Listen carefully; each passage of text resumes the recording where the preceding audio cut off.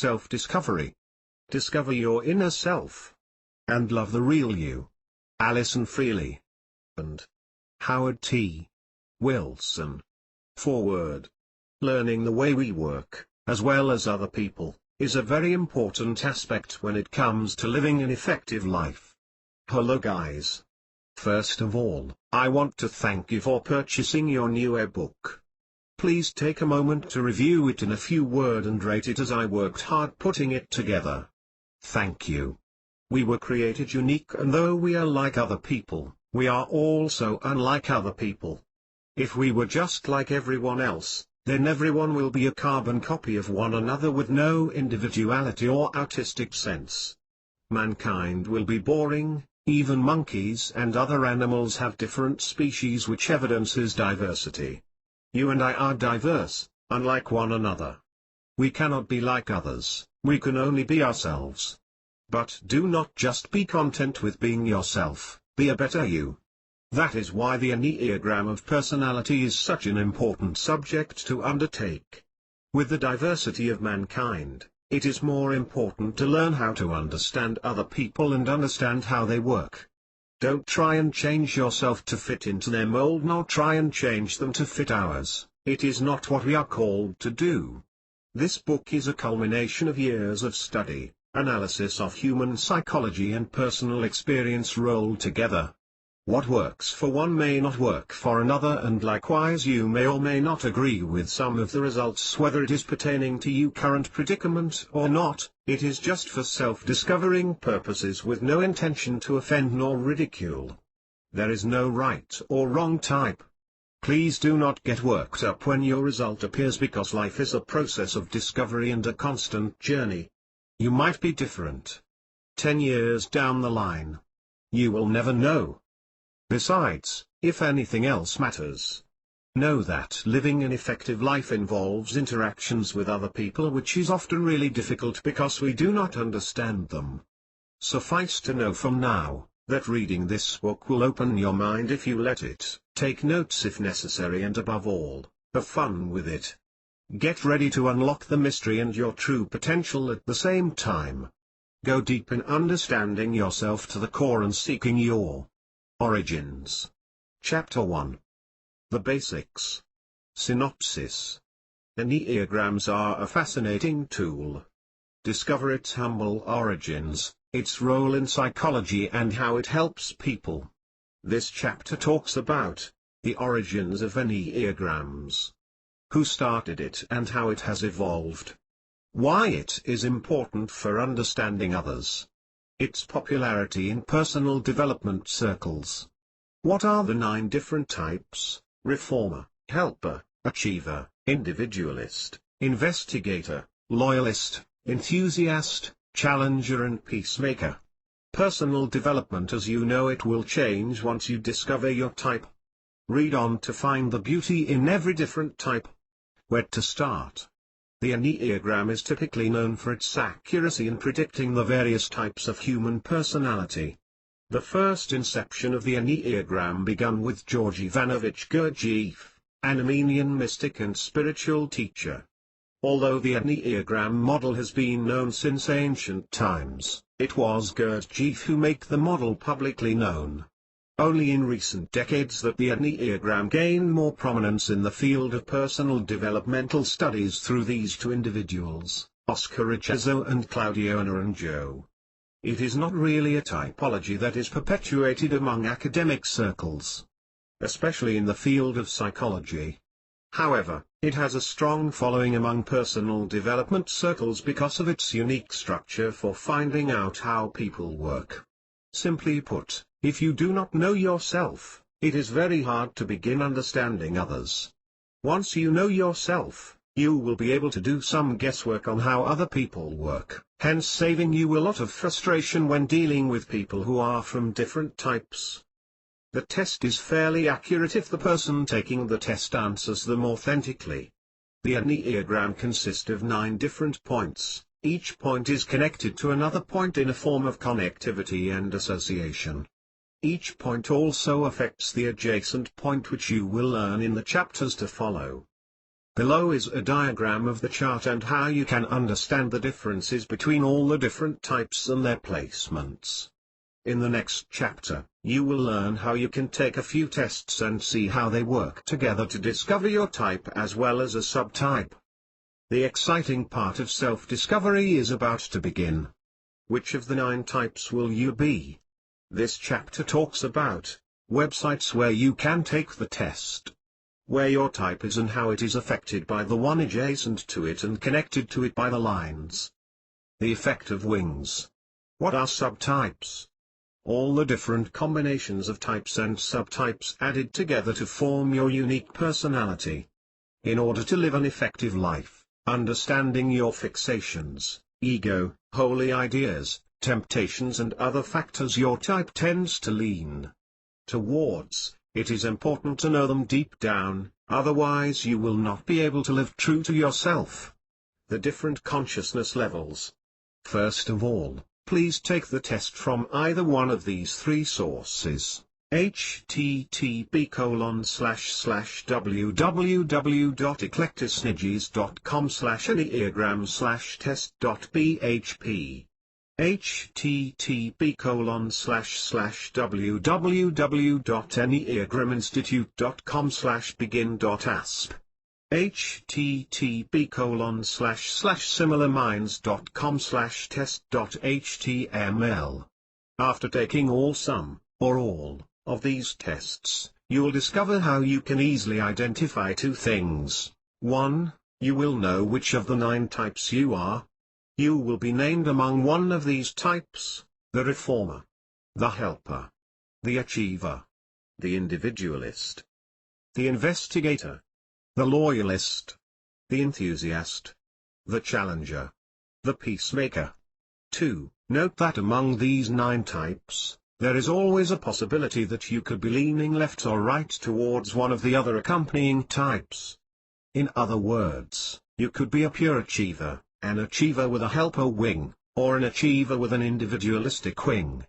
3. Each type is also mildly affected by other types they are connected with. See the diagram again for a better idea. For example, a helper will feel stressed when a challenger is around but at ease when helping an individualist. Likewise, loyalists are stressed around achievers but comfortable with peacemakers. This adds further environmental dynamics to all the types involved. 4. There's also one more component called a subtype. It is also called an instinctual energy by some. What this means is, along with their type, a natural subtype exists for all people, and this instinctual level manifests itself in 3 forms: self-preservation, sexual, social. Self-preservation subtypes are people who may internally place emphasis and externally express the need to protect themselves. The sexual subtypes, not sexual bodily, are more to intimacy and forming close bonds with their partners, and the social subtypes are typically those who function at their best when in large groups. At the end of the day, with the 9 types and 3 subtypes, you will typically end up with at least 27 combinations, not including the various wings and stress points. Remember that when you take the test, you must remain calm, collected and not under stress. Do not ponder on the answers for too long. If you take too long, you're over-analytical and your answers will be marred by your biasness. Do not answer socially acceptable or idealistic answers either. Do understand that one type is not superior or inferior to the other. The key point is to understand who you are and be yourself, a better you but not a different you. Let's go into detail about each type and how to deal with each of them. Chapter 2. The Reformer and the Helper. Synopsis. The Martin Luther of today, reformers are typically people who seek to change things and build upon the imperfections to make things more perfect. This chapter talks about what a reformer is all about. Why are reformers good to have around? What is most difficult about reformers? Dealing with them and bringing out the best. Who they get along with. Who they don't along with. Championing the cause of change, whether for the better or worse, is part and parcel of a reformer. learn to love them, accept them for who they are and bring the best out of them. You can always count on them to lend a helping hand. These people live to serve and they enjoy doing it in the process. This chapter talks about what a helper is all about. Why are helpers good to have around? What is most difficult about helpers? Dealing with them and bringing out the best. Who they get along with. Who they don't along with. Living in service and contribution to others is the core structure of a helper. Learn to accept them, understand them for who they are and bring the best out of them. The first two. The reformers are the perfectionists of self, home and society. Their constant desire is to improve things, make things better because things always never seem good enough to them. Their attention to detail is impeccable, often finding fault and fixing even the smallest things. Highly principled and never compromising. They live by the book and follow all the rules. They even expect others to do so as well. They also tend to be ambitious and to a point, like a workaholic. These people are truly serious people whose pursuit for perfection is often a blessing and a vice to people around them. The good. The reformers' holy idea of perfection is omnipresent. Their greatest desire is to create goodness, maintain impeccable integrity in their dealings and to balance the chaos around them. They are always the first to take the right action, standing up for what they believe in and acting upon it when others are meandering and compromising or lacking in courage. You can always count on a reformer to step up first and do what needs to be done. They are also the best people when it comes to fixing things. You don't have to do many things around the house because their delight is in fixing things, moving furniture, adding value and creating something different or better. The bad. Living with these people is like a personal hell. You don't need to die to experience hell, all you need to do is to marry one or live in the same house with them as they constantly expect you to abide by their rules. They also have an ultra-strong tendency to lean towards hypocrisy because no one is perfect even if they set the standards. Hypercriticism makes being around them unbearable at times because they will always find fault with others and fix them. Their most commonly displayed emotion is one of anger because nothing around them seems good enough to them, constantly resenting imperfection in things, circumstances or others. How to deal with them?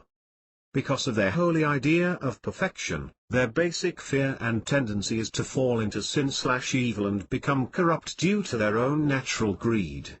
A self-preserving reformer must never be questioned about their personal reformative motives as they tend to keep to themselves about their grand plans for transforming the world. They do things quietly, so the best way to deal with them is to acknowledge their efforts in little ways. They seldom show contentment or satisfaction. A sexual reformer is one that needs constant attention to their plans. You have to be patient as you listen to them because they want to change the world so badly but they got no one to share them with. They tend to be lonely when no one acknowledges their grand plans. A social reformer is one who often winds up like politicians and social activists. You have to put them with the right crowd, for the wrong crowd will only reinforce their hypocrisy and turn the social reformer into a cult leader. They work very well with enthusiasts, type 7, who are often sold and excited about their plans for reformation, and they hate being around individualists, type 4, who are self-indulgent, often depressed and doesn't get anything done. Helpers live to serve. As long as they feel that they are in contribution to others, they feel they are worthy. A being of selflessness, they believe that giving to others is their highest calling, as they feel that love is the most important emotion in the world. These are the warmest, most helpful people around, who will never forget your birthday, or feel really guilty when they do so, and will go the extra mile to help one in need. An extrovert in nature, they work hard to relate and show love to all their friends and family. They live for appreciation and often falls into the trap of tending to the needs of others at the neglect of their own, which often causes a problem. The good. Helpers love the unbounded feeling of freedom, which includes freedom of expressing their love to the world. an expressive being on unconditional love. They long to give and give and give until they can give no more. Helpers are highly altruistic. You can always count on them to sacrifice themselves for the good of others, often at their own expense. Being around them is good because they will always be there to fulfill your needs and feel their love. The problem with helpers is that they have a strong tendency to seek vainglory because of their love to help others. Because they feel that being in contribution to others is their greatest calling, they will do whatever it takes, even to the point of manipulation in order to get people to acknowledge their helpfulness. They are prone to flattery. Some helpers, ironically, even though they are filled with love, can turn really ugly if their love is not reciprocated. They feel that they are heroes because of the loving and helping nature. They will constantly have a sense of entitlement to those closest to them, often feeling that people owe them appreciation and gratitude. When their emotional needs go unmet, they come really bossy and manipulative because they have earned their right for reciprocation. At the worst-case scenario, they might become hysterical, unreasonable, very difficult to deal with and even abusive. How to deal with them? The best thing a helper can do for themselves is to take care of their own needs even when they feel full on in helping others. As long as they are kept from burnout, they are less susceptible to emotional exhaustion and dryness. They often fear that they are unworthy for others to love them. A self-preserving helper will help others and often refuse to tell others about their own needs. To help these people, you have to help them back behind the background, otherwise they will feel that you are intruding their self-worth without realize that they are running on an empty fuel tank. A sexual helper will need lots of love and care expressed visibly or visually. They must be acknowledged by their mates or they will malfunction. Be patient when listening to their meandering needs for acknowledgement and help them to help themselves and you'll do fine. Social helpers are good in charitable organizations or counseling centers. Giving them good social projects is okay as long as the people they are serving give lots of encouragement and support. Take care of their needs when you see that they are serving too many people lest they feel burnt out with the huge burden or trying to please everyone. They work very well with individualists, type 7, who are often deeply complex and have many different needs, which helpers love to be around and help them, and they hate being around challengers, type 8, who threaten their comfort zones. Chapter 3. The Achiever and the Individualist. Synopsis. Top achievers of the society. They live to achieve and achieve, they must. These people are never content with mediocrity and they will do whatever it takes to sing the song of victory. This chapter talks about what an achiever is all about. Why are achievers good to have around? What is most difficult about achievers? Dealing with them and bringing out the best. Who they get along with. Who they don't along with.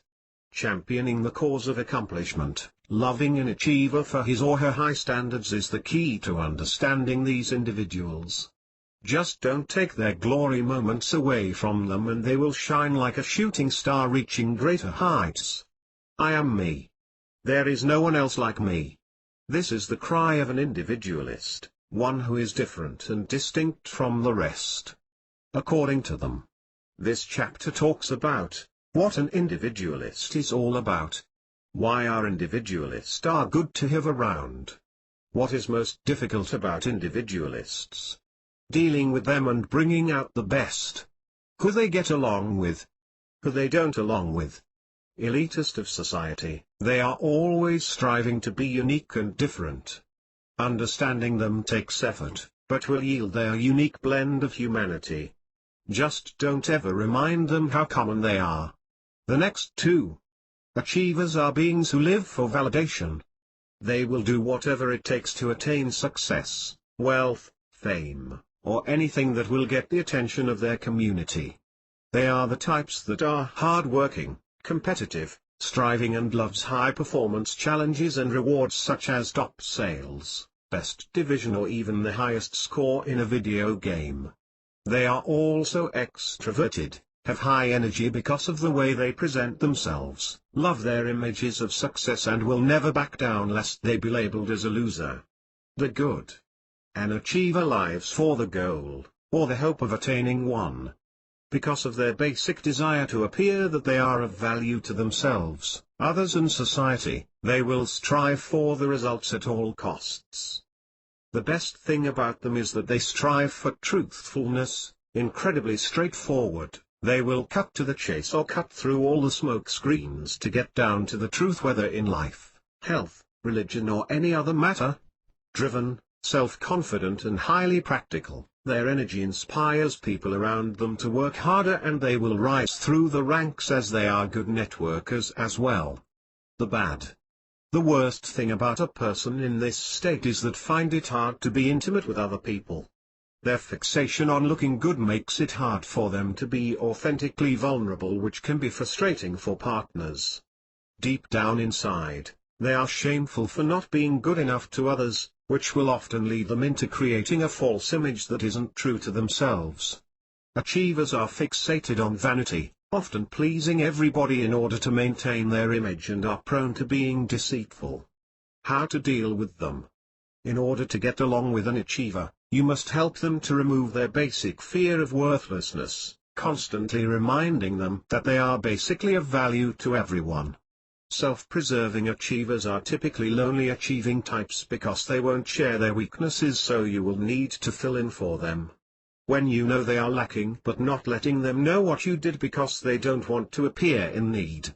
Sexual achievers must have understanding partners who validate their self-worth all the time by acknowledging their success, whether big or small. It is very important to realize that they want to appear successful and giving/providing to their mates, as that is a sense of their achievement. Social achievers must be acknowledged in public. Whether by winning competitions or high-performance situations, be their support to see them win. Make sure they do not let others see them when they lose. They work very well with loyalists, type 6, who are loyal to them and feeds their ego of success, and they hate being around peacemakers, type 9, who prefer giving in to mediocrity over shaking the norm of people in order to strive for excellence or success. Themed as specials. The individualist is a person who thrives as being completely unique to the rest of humanity. They are very self-conscious about their individuality and are beings of boundless creativity because they are different from others. Deep thinkers and analyzers, they are the philosophers of life, and they have a strong interest in arts, even if they do not wind up to become artists. They are aesthetically sensitive and they love everything about self-expression, self-discovery or self-revelation. Often sharing their great findings to others and giving a strong contribution to the world. The good. Because they view themselves as inherently unique, they are often people who tend to think out of the box. They love to return to the holy idea of origin, often going deep down into themselves to find the true source and share that level of humanity with other people. They are often very calm or level-headed people, giving a poise of self-control as they handle situations. Their most powerful trait is that they value uniqueness, acknowledging the rarity found in others, and are beings striving to be as genuine and authentic as possible. You can always count on them to express their true feelings without wearing a mask. The bad. An individualist normally has a strong tendency to be an elitist. Disgusted by the commonness of the masses, they can become incredibly racist, prejudiced and impatient towards differences, especially when it threatens their uniqueness and ideas. They are also filled with envy, especially of things that they want so deeply that sets them apart from the rest. When things go wrong in life for an individualist, they become hyper-analytical, often falling into deep bouts of depression and sadness. Withdrawal from the world and self-inflicted punishment, almost bordering to the point of masochism, helps them to feel sane. How to deal with them? Dealing with an individualist is simple. Because they value their uniqueness so deeply that they often view it as a blessing or a curse, it is okay to let them wallow in depression for a while because they are emotionally complex and highly sensitive. A self-preserving individualist must be dealt with gently. Because their uniqueness is never shared with the rest of the world, one must learn to tolerate their tendency to become self-absorbed and deep-thinking until they are ready to come out and live their lives. A sexual individualist longs to share their authentic and unique self with their partners, often malfunctioning greatly when they are in or after an argument with their loved ones. If they are facing depressing, note that it is important not to yank them out of their shell because it will only further frustrate their depression. Social individualists love communal sharing and they love to share themselves authentically with large groups whom they feel that they are aloof their commonness. If things go wrong, they will often withdraw themselves, seeing the world as cruel and long for a savior to come and rescue them. At the end of the day, deep emotional understanding is important because all subtypes of the individualist long to be understood and accepted for who they truly are. They find comfort with reformers, type 1, whose reforming ways gives them a channel that they can channel their unique and uncommon ways, and they hate being around helpers, type 2, who probably don't understand their uniqueness and hate showing them a sense of entitlement, preferring withdrawal in depression. Chapter 4. The Investigator and the Loyalist. Synopsis. Whether they are Sherlock Holmes is besides the point. These people are the elite thinkers of society. You can always count on them to give you a deep analysis on a subject. This chapter talks about what an investigator is all about. Why are investigators good to have around? What is most difficult about investigators? Dealing with them and bringing out the best. Who they get along with. Who they don't along with. Their quest for knowledge is admirable. Thank God for investigators, otherwise our world will be void of detailed knowledge. They will stand by you till death. Such is the ideal of a loyalist, if you earn their trust, that is. This chapter talks about what a loyalist is all about. Why are loyalists good to have around? What is most difficult about loyalists? Dealing with them and bringing out the best. Who they get along with. Who they don't along with. Championing the cause of loyalty, come what may. They will stay. Learn to love them, accept them for who they are and bring the best out of them. 2 more. An investigator is a type of thinker who likes to take a back seat, observe the situation, make all the analytical considerations for the best options and comes back after a full analysis of the situation is done. They typically do not share their emotional state with others as they hold back, often finding security in their minds where they can withdraw and strategize, only to emerge later with full confidence. You can always count on them to give intelligent answers, and when they are interested in something, they tend to become really well-read and knowledgeable in that area. They are also a little shy but more independent, or reluctant to accept help, preferring to get things done on their own even when other people are more than willing to give help. The good. To the investigator, knowledge conquers all, because their holy idea is based on omniscience. Their basic desire is to be competent in all that they endeavor, feeling ahead in terms of knowledge and understanding. They are good at emotionally detaching themselves when it comes to handling mentally challenging tasks, undergoing large amounts of study and research till no ends. Great if you really want to get down into detail over a complex subject. The bad. Investigators tend to be over-analytical, hence the term paralysis by analysis. They are often very stingy people as well, not willing to share beyond their boundaries of safety and comfort. Because of their know-all attitude, they tend to be aloof, others often becoming very self-righteous and judgmental, thinking that other people will never understand or know better. At times, their quest for knowledge and understanding will make them highly covetous and greedy for more deep down. Their thirst will never be satisfied, and the worst part is, they do not emotionally express this. How to deal with them? Deep down inside, investigators are sensitive people and really restrained when it comes to emotional expression. When dealing with self-preservation investigators, do not inquire about their secret thoughts or deep research. They will feel that you will not understand them anyway, and it is highly intrusive of their privacy, When dealing with sexual investigators, it can be a very complex communication process indeed. One reason is because they are not very good at communicating their inner feelings, yet they long to share their understanding on certain topics to their partners deeply. The best thing you can do is to try and meet them halfway and research on the topic well enough to have an intelligent conversation with them. Last but not least are the social investigators. The crowd will have to tolerate with their social arrogance, having to put up to their long theories, and sometimes tiresome, boring ones, but try and appear interested long enough to give them acknowledgement of their great understanding and you'll do fine with them.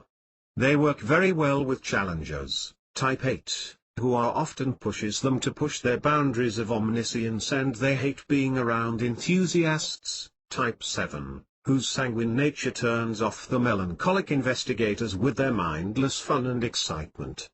A loyalist is a person who is epitomized by the famous song Stand By Me. The day they build solid trust with someone, they will stick by them all the way until the end. They are a very unique type of people when it comes to trust because they tend to trust people almost as much as they distrust people at the same time. These people are always constantly looking for something or someone to believe in deeply. Once the people they believe in have earned their trust, they will be loyal till death. The good thing about loyalists is that they are really courageous towards people who've earned their trust, often metaphorically throwing themselves in front of traffic to save them. Deep down inside, they want to feel safe, they want to believe that in a loyal, trusting relationship, there is no fear of betrayal and will often project these to their trusted people, especially their life partners. They make very good life partners at the same time too. Having a holy idea of faith, they constantly believe that miracles will happen and even though the people they trust do screw up, they will have the tendency to believe in them until they become a better person. The bad loyalists are sometimes cowards, feeling insecure with people around them. They are so conflicted with trust and distrust that it will appear really conflicting at times, until the person earns their trust. They are also phobic beings, afraid of a lot of things. While they may be good at fixing problems, they are also filled with anxiety to the core as they don't really have peace of mind. How to deal with them? Since loyalists are generally afraid of isolation and vulnerability, the best way is to always calm them down and comfort them, showing them that you too can be trustworthy because deep down inside, they are always suspicious of others, hence their fixation on lots and lots of loyalty. A self-preserving loyalist will always be working alone, quietly helping others fearful of people discovering their lack in their being. The best way to deal with them is to return their trust and give them faith. A sexual loyalist will always stick to the mate, but sometimes, being loyal for the wrong things is always bad, so focus on growing them instead. Last but not least, a social loyalist is a person who will always stick with a group or a cause all the way till the end. They work very well with peacemakers, type 9, who are often reinforces their loyalist and safe-seeking nature and they hate being around achievers, type 3, who gives them a feeling of insecurity as it shakes their comfort zone of safety at the same time. Chapter 5. The Enthusiast and the Challenger and the Peacemaker. Synopsis. The life of the party and the ever-omnipresent voice of excitement, you have got to love them for their multi-talented, multifaceted nature. This chapter talks about what an enthusiast is all about. Why are enthusiasts good to have around? What is most difficult about enthusiasts? Dealing with them and bringing out the best. Who they get along with. Who they don't along with. They get bored easily and may speed ahead without you. Are you up to the challenge on keeping up with an enthusiast? Let's race. They will be the person shouting in your ear or they may be someone who will push you to greater heights. Such is the role of a challenger who will never back down on a fight. Or let you back down from one. This chapter talks about what a challenger is all about. Why are challengers good to have around? What is most difficult about challengers? Dealing with them and bringing out the best. who they get along with, who they don't along with. Their anger is a force to be reckoned with.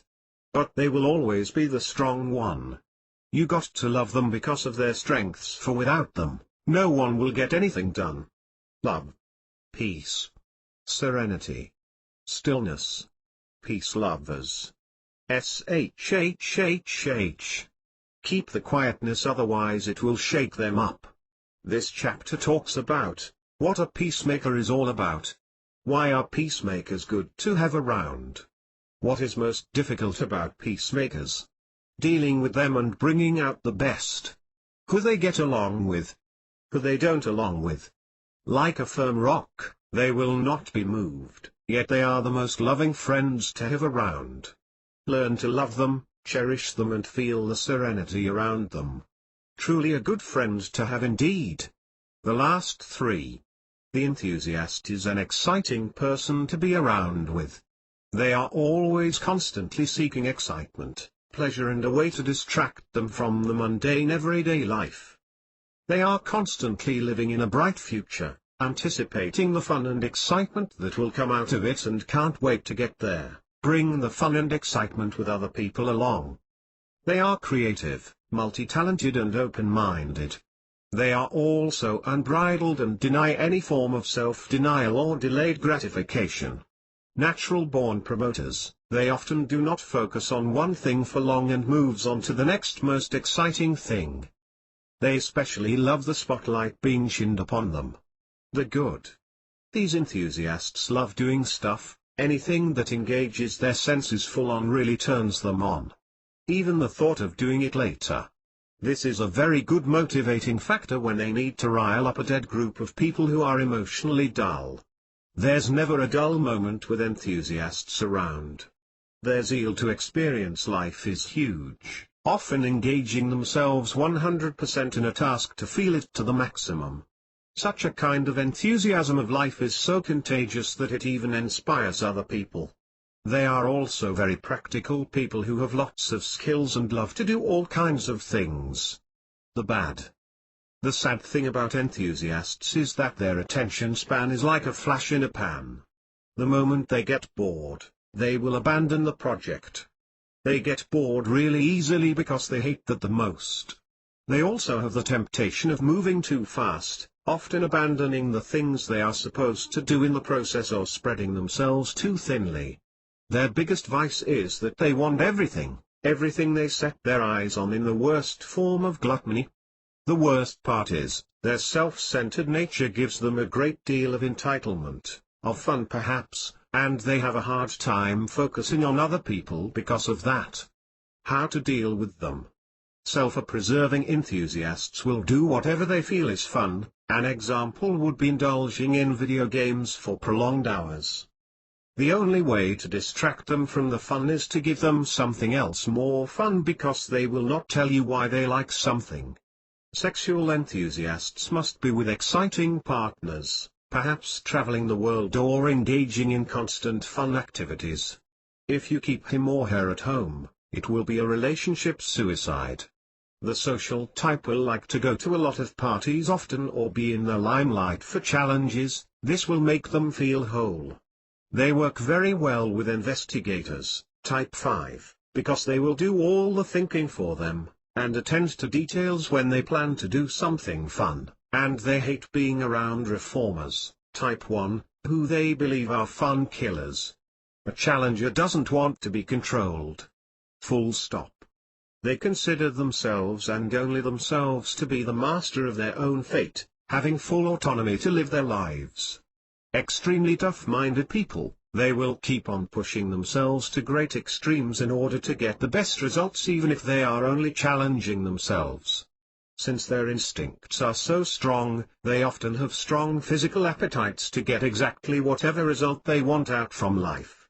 Often they also hate working for others, choosing to work for themselves. They are also people who tend to be financially independent or capable. They don't like people to see them as a weak person. The good. Highly noble and upright, they will do whatever it takes to show themselves as the source of strength and protect the weak. You can definitely count on them to get things done easily, often without relying on the help of others. Having the holy idea of truth, they will never surrender or compromise even under temptation to get something in exchange for falsehood.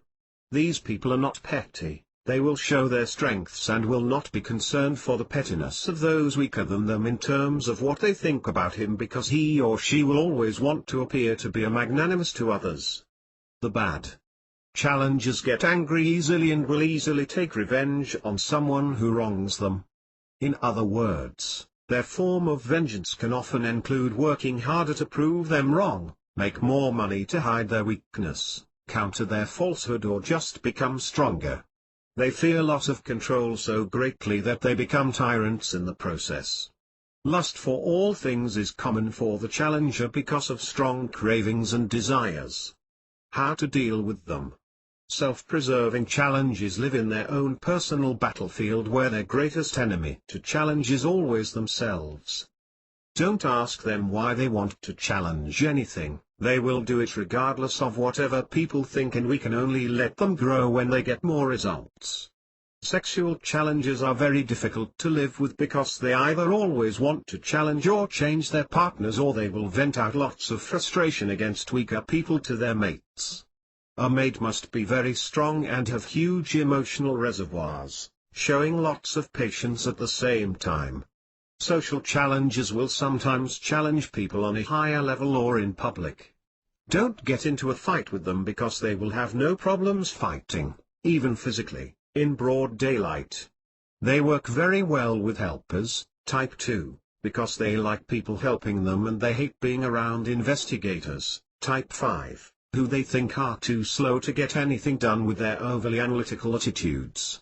Peacemakers love peace, of course, and they will do whatever it takes to maintain it at all costs. Incredibly introverted, they often seem laid back, as though they are not fully present in whatever they are engaged in.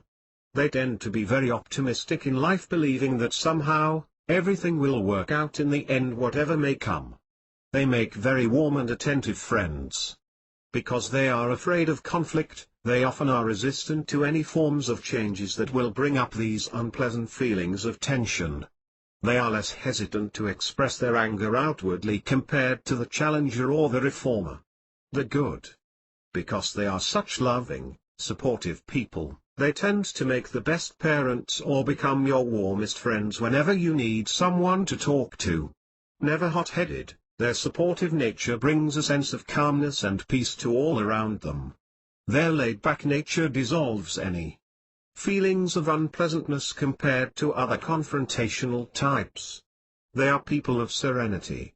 You get a lot of peace of mind by just being around them. The bad.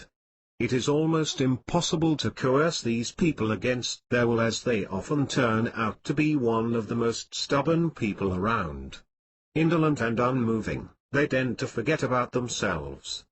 Deep down inside, they don't like to be bossed around, and on the surface, they might appear to be pleasing and compliant, giving in to your every demand. They are actually harboring a deep-seated grudge that, when accumulated over a long time, will result in explosive rage or passive-aggressive behavioral manifestations. Sometimes, they are too easygoing and they don't have a care in the world. Their tendency to overlook conflict can also have an adverse effect on human relations, especially during the times when results affect the most. How to deal with them? Don't boss them around.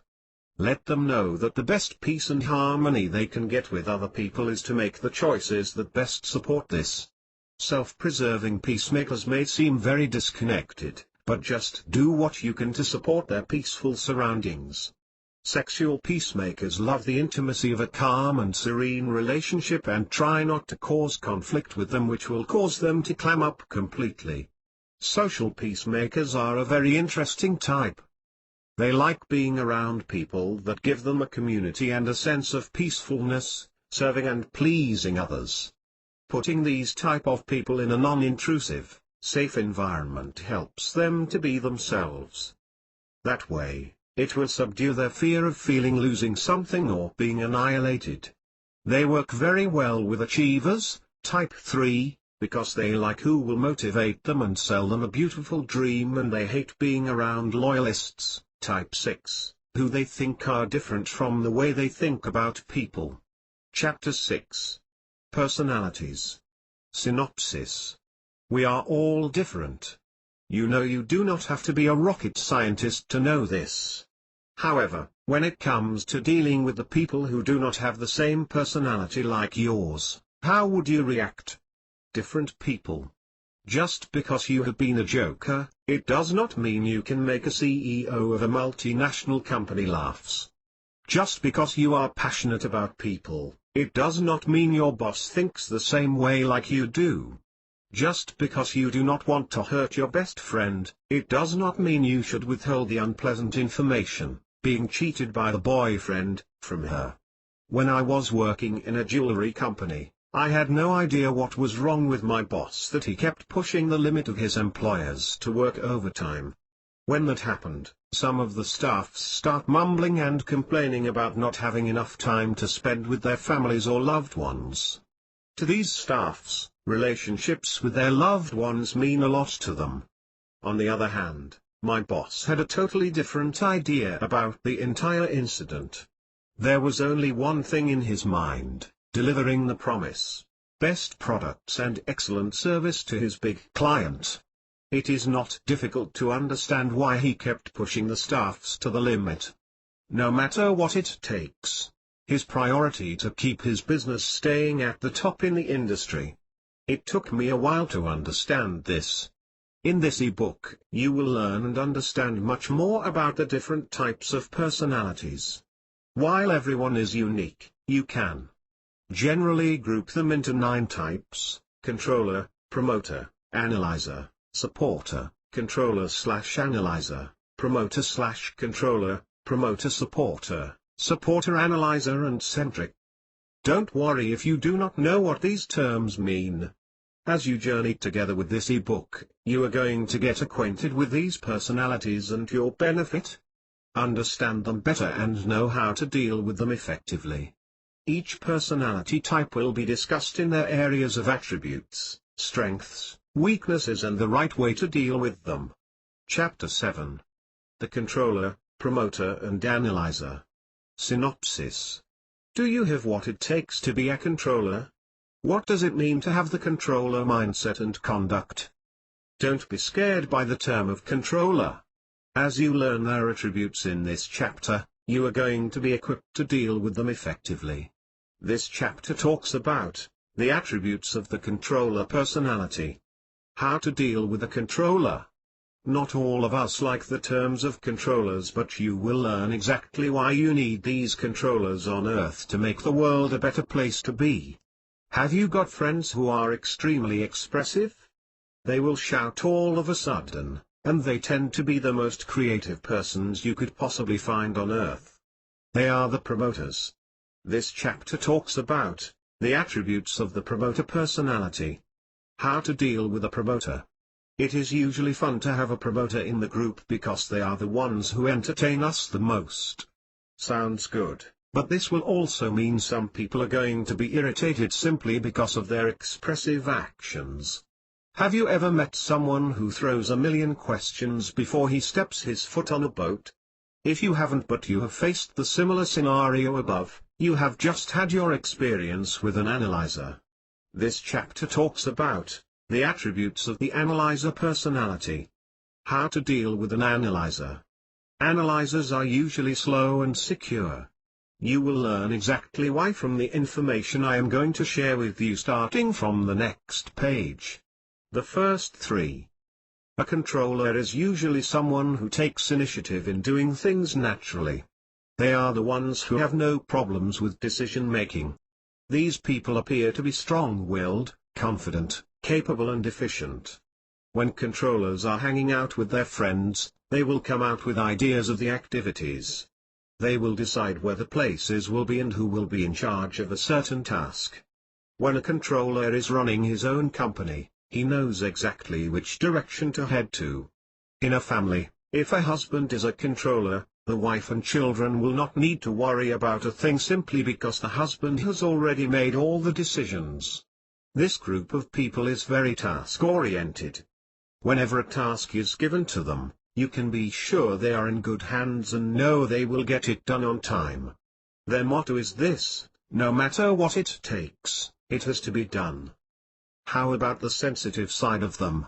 Well, if you are a lady and looking for a new age sensitive guy, controllers are going to disappoint you. Controllers appear to be insensitive and emotions will not normally affect them in any way. While some of your friends may not even dare to confront you of your wrongdoings, these people have no problems with it comes to confrontation. There are tons of ways, really, but for the purpose of this ebook, I will share few practical points so that you can use them in time of need. Be submissive. Submission basically means to obey and do what your superior asks you to do, within the legal boundaries. Digging deeper, submission is more than just obedience and conduct. If you think about it, submission comes when there is disagreement. Even when there are times you do not agree with your boss' idea, you will still have to submit to him.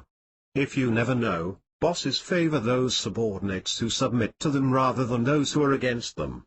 Know what is best for them. This can be easier for you now as you already know what they have in mind already, results. So whenever you work with them, you must work for their best interests. I know we mentioned about submission in the previous points, but will it be possible for your boss to implement the ideas you have in mind? The answer is a very resounding yes. It is when your idea is perceived to be much more workable, effective and practical than your boss' idea. When he knows your ideas will help him to achieve the goals, which is to make bucket loads of money, branding or involves in charity, of the company, he will have no problems saying yes to your proposed ideas. It is simply for the good of the company. Many people on earth out there find it difficult to work with or for those who have the controller personality. Well, things change when you know what they think and what matters to them. When you do, unity and harmony sets in. Have you ever wondered why some of your colleagues gain favors from your superiors? They just know how to make their bosses happy.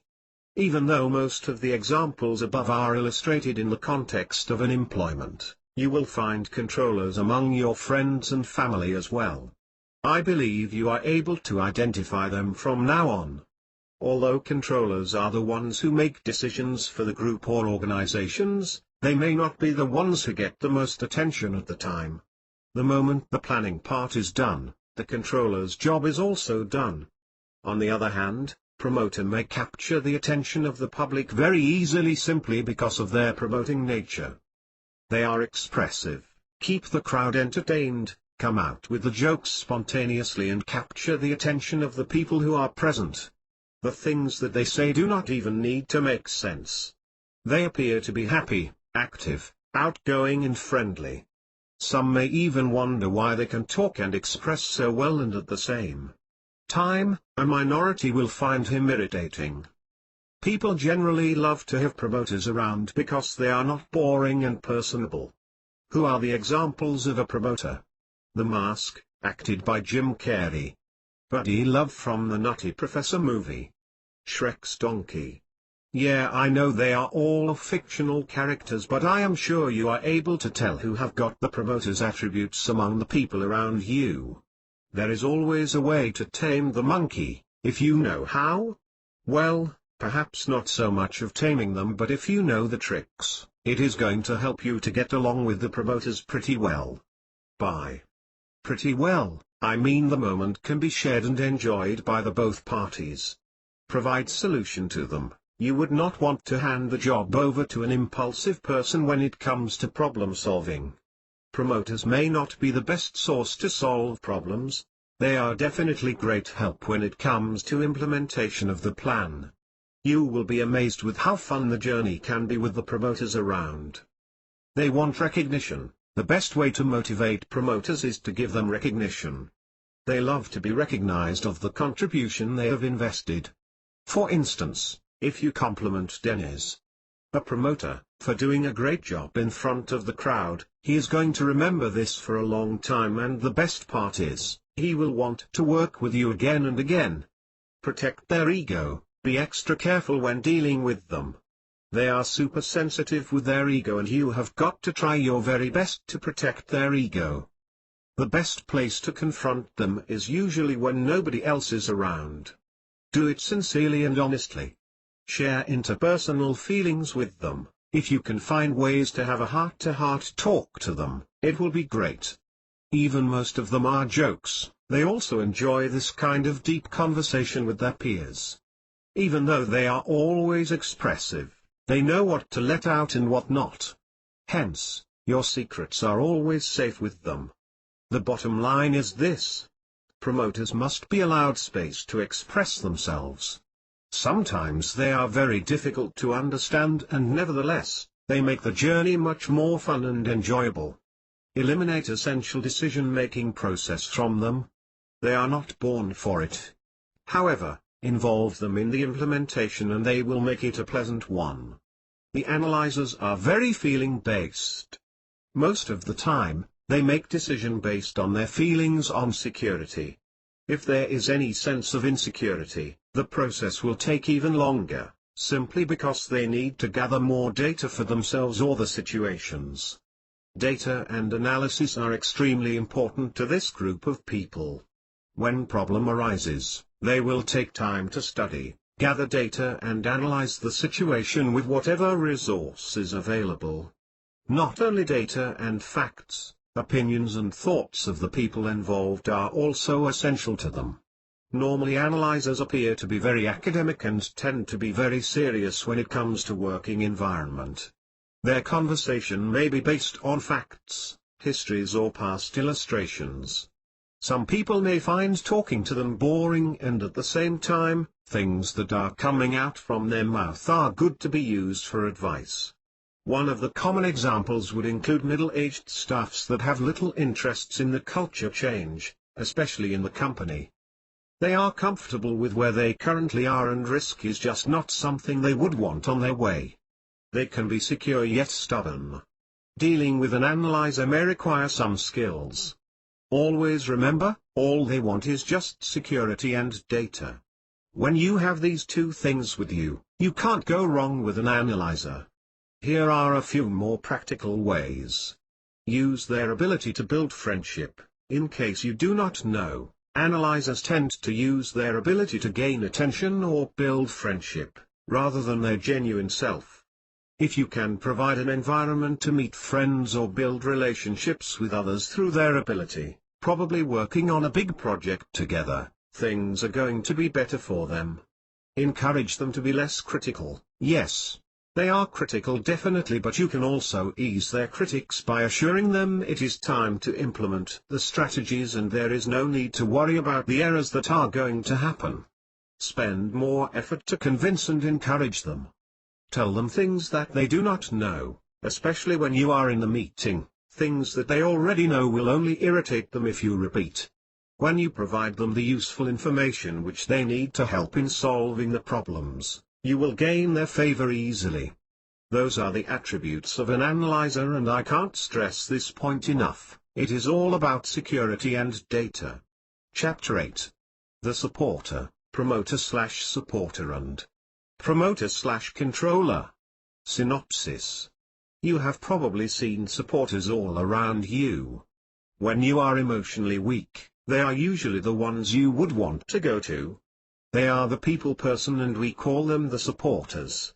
This chapter talks about the attributes of the supporter personality. How to deal with a supporter. Not only there are promoters and supporters on Earth. Some people have the mixed personality that comes with promoter as well as supporters. We call it the promoter/supporter personality. This chapter talks about the attributes of the promoter/supporter personality. How to deal with a promoter/supporter. Have you seen people who have been bragging about their own success, and no joke, they are really successful? This is one of the examples of promoter/controller. This chapter talks about the attributes of the promoter/controller personality. How to deal with a promoter/controller. The next three. Supporters are usually likable and very people-oriented. For promoters, People enjoy a promoter's presence solely because of his ability to entertain. However, people place their trusts on the supporters mainly because of their ability to care, encourage and support. This is why, when you break up with your boyfriend of 10 years, you wouldn't want to go to a controller or analyzer, but a supporter for comfort. Since it is their nature to be people-oriented, they tend to avoid personal conflicts in any way possible, even if it means to cost the innocence of themselves. It will be really difficult for them to reject people and they will please anyone who comes on their ways, and of course, I am not talking about the criminal kind of demand. They are also very responsive to people. When people are around, they will usually blend into the conversation and go with the flow. They let others to initiate any kinds of activities and yet they do not have the interest to impress others. This is the species that appear to be harmless and non-threatening. Even when they are threatened, they will not make it to the public and some of them suppress their feelings to the point of depression, which is not good at all. Thus far, supporters appear to be the nice and easy kind of person to go to. In fact, it is dangerous to have this kind of mindset because supporters also appear to be a time bomb which does not give you an idea when it is going to explode. Why is that? The burdens they carry for others may become heavy and it is not uncommon to find the nicest person who always listens to you and pleases you has depression. This may even be the case without any of our acknowledgement. Don't push them too hard, now that you know they will say yes to almost anything you ask of them, and it is not a good idea to push them to the limit and take them for granted. Remember, they are human beings too. Be grateful to them. Even though recognition or rewards may not be the things they are looking for, it would be nice to give them encouragement and a pat on their shoulder for the things they have done for you. Remember the times when he was there when you were totally down? This is how you can pay back. Help them to stand up for themselves. I know it is abnormal for the supporters to express what is in their hearts, but nevertheless you can encourage them to do so. They have the right to voice out their opinions too.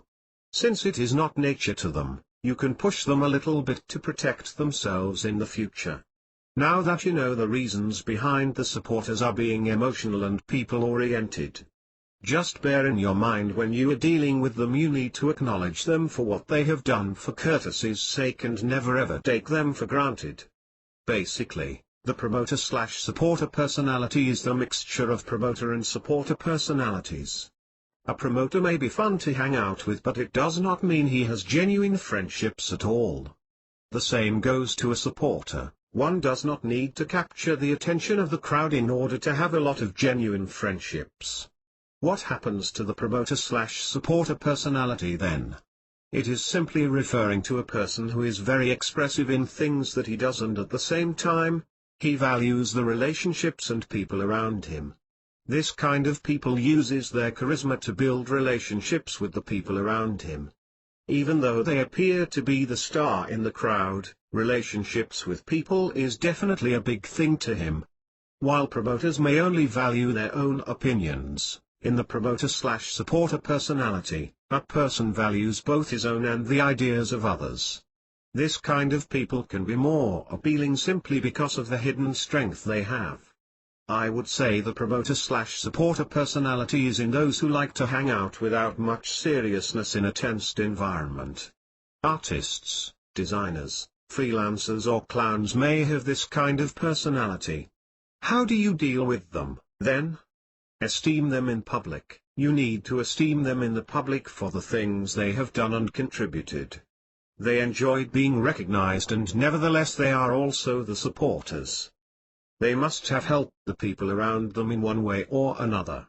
Let them develop genuine friendships, even though they appear to be charismatic. I suppose they are afraid of being lonely.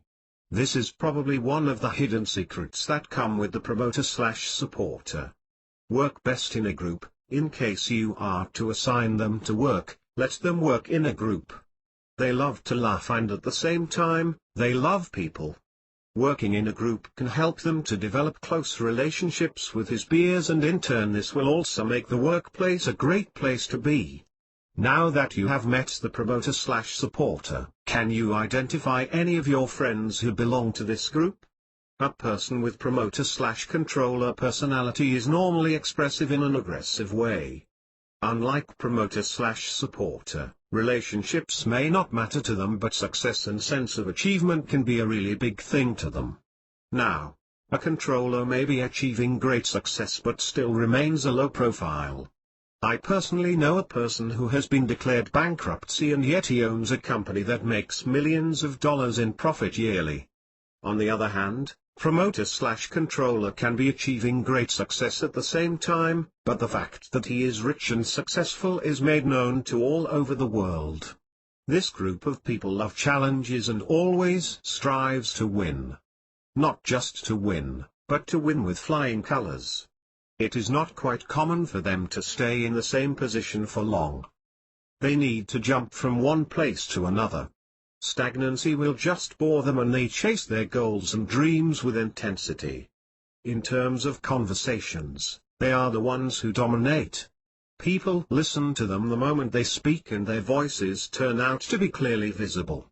In addition, speeches that they make will usually carry much weight. Probably by now, you would not want to work under a boss who is a promoter/controller personality. Or perhaps, you want to be a promoter/controller. Either way is totally fine. Here is how you can deal with them. Contribute ideas based on their interests. If you are given a chance to contribute ideas to a promoter/controller, you must do it right. Not to mention you do not get many chances to speak to them. Things that you say to them must contribute to help them achieve their goals and dreams. Esteem their success. Yes, promoters/controllers can be very egoistic at times. One thing you can do to make them happy is to esteem their success. Celebrate their success and tell them that they have done a good job. If the compliment is given in front of a big crowd, it is even better. They surely want to be recognized of their success. Involve them to work in groups. If it is possible, try to get them to work in groups. Their pace of working may not be pleasant while working with the rest of the group members, but it is a good way to allow them to learn to journey together with a team, rather than just having to walk alone. In short, promoters/controllers are the ones who get things done effectively with the intention of being recognized for their achievements. When you understand this, you know why they behave in such a way. Chapter 9. The Controller/Analyzer, Analyzer/Supporter and Centric. Synopsis. It is truly a combination of both controller and analyzer personalities. This kind of personality appears to be distant and people find it hard to gain access to their lives. This chapter talks about the attributes of the controller/analyzer personality. How to deal with a controller/analyzer. Now you have a mixture of analyzer and supporter's personalities. We call them the analyzer/supporter personality. This chapter talks about the attributes of the analyzer/supporter personality. How to deal with the analyzer/supporter. Do you believe there are people who have all of the personalities discussed in this e-book? These people have what we call the centric personality. This chapter talks about the attributes of the centric personality. How to deal with the centric. 3 more. The first thing that comes to my mind in relation to the controller/analyzer personality is this: they are stiff. I am not sure if it is the right word to describe them, but to me, they are probably the last person on earth I would want to hang out with. Unless it is required, there will be no way I'd want to meet them. Anyway, let's talk about the controllers/analyzers. They are efficient and business-minded. Apart from getting desired results, they are also keen in gathering information. Even sometimes the implementation of the plan may take much longer than required, nevertheless the probability of the success is almost guaranteed. This group of people is not so good in placing their trusts on others. They can be very critical and judgmental to the point that they only place their trusts on the people who have been working effectively for them in the past. Any first-timers will have to perform extremely well in order to gain the initial favor of the controllers/analyzers. Needless to say, they are very task-oriented. They are not driven by emotions and often very rational when it comes to making decisions. They are calm and steady even the biggest obstacles set in. No matter what, they will get it done. Finally, it is normal to them to scan through the situation or a person who is in front of them. They will generate all kinds of perceptions, data and judgment on the situations and person, causing the person especially to panic easily. Controllers/analyzers appear to be serious and boring. How do you deal with them, then? Provide detailed blueprint. Forget about telling them about Justin Bieber's concert is coming. They just want to know what you have to offer to help them achieve their goals and what are the steps they need to take to bring their goals to pass. Extra effort to minimize errors. When you are working with them, you need to pay careful attention to details and give more than 100% of your energy. You can't possibly allow any margins for errors, and to controllers/analyzers, errors will cost them a lot of resources. So be careful. Efficiency, all they want is efficiency. If you can make use of the resources available, you are getting their attention and they would want to involve you to work as a part of their team. Although I personally find it difficult to deal with controllers/analyzers, I am not suggesting this is the case for everyone. I believe the world needs controllers/analyzers to direct and implement the strategies for making the world a better place for everyone. Their group of analyzers/supporters is rather interesting. Even relationships may matter to them. They will always struggle to develop genuine friendships simply because of their analyzer nature as well. For instance, they may long for friendships and at the same time, they are also critical when it comes to choosing the right friends. As a result, they rarely initiate conversations in interpersonal situations. They will usually wait for others to approach them or let others to voice out their opinions before they speak their very first word in the conversation. They can be of very good support yet analytical. Time is needed for them to place their trust fully on a person. Analyzers are usually slower before they make decisions on the matters. Hence, some of the best ways are to give them more space to develop friendships. Make use of good testimonials. When you are talking to an analyzer/supporter, they can easily take the things you said about another person to their hearts. So when the next time an analyzer/supporter meets the person you mentioned to him in the past, he will have a brief idea of how good or bad the person can be. He may either be defensive or open to the friendship, based on the testimonials you said. So you must be careful with the words you use to talk about other people in front of the analyzers/supporters. Give them more space to develop friendship. Certain things in life just can't be forced. For the analyzers/supporters, even though they may long for sincere friendships, you need to give them more space to develop this kind of relationships. Analyzers/supporters can be understood easily when you know what is going on around them. Always remember, they are a bit slow when it comes to develop friendships, so you just need to go with their pace. Now, I would say the people with the centric personality are almost perfect. They use the right approach to communicate, depending on who they are talking to. When they are talking to controllers, they switch their mode to relate to the controllers. When people come to them for support, they become compassionate with the feelings of the broken-hearted. Isn't it amazing if we have the centric personality? Even they are strong-willed, they do not appear to be manipulative. Even when they are supporting, they do not try to withhold unpleasant information from the intended person. In fact, they choose the correct way to deliver the bad news to the person. In the working environment, they can probably get along well with both superiors and also subordinates. Bosses love them and staffs are happy to work under them. Seriously, they appear to be flawless, and people with centric personality are usually the most charismatic leaders you could possibly find on earth. Seriously, you just need to be yourself. Let the centric read your mind and do his wonders while talking to you. Of course, there are also certain things you can do to make them feel better. Here are some of them. Honesty. Have you ever heard of the saying that goes, "Honesty is the best policy"? If you have been thinking to use the right approach and words to impress the centric, let me suggest that there will be no such need for it. They know exactly what you are thinking the moment they start talking to you. So just be honest to them. Understand they are different at times. Don't be surprised if you see the different sides of the centric. It is just in them.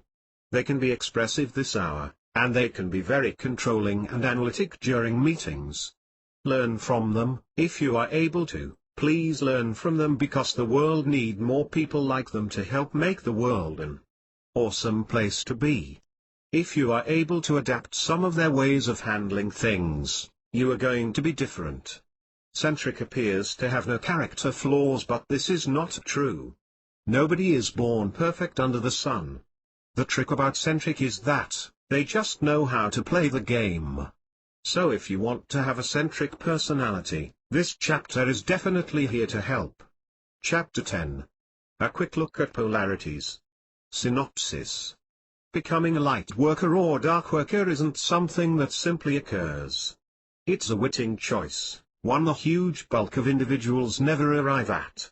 You might have leanings toward one polarity or the other, and you may certainly experiment with both polarities as much as you want, but becoming a light worker or dark worker signifies making a particular commitment to command of a single polarity. Different poles.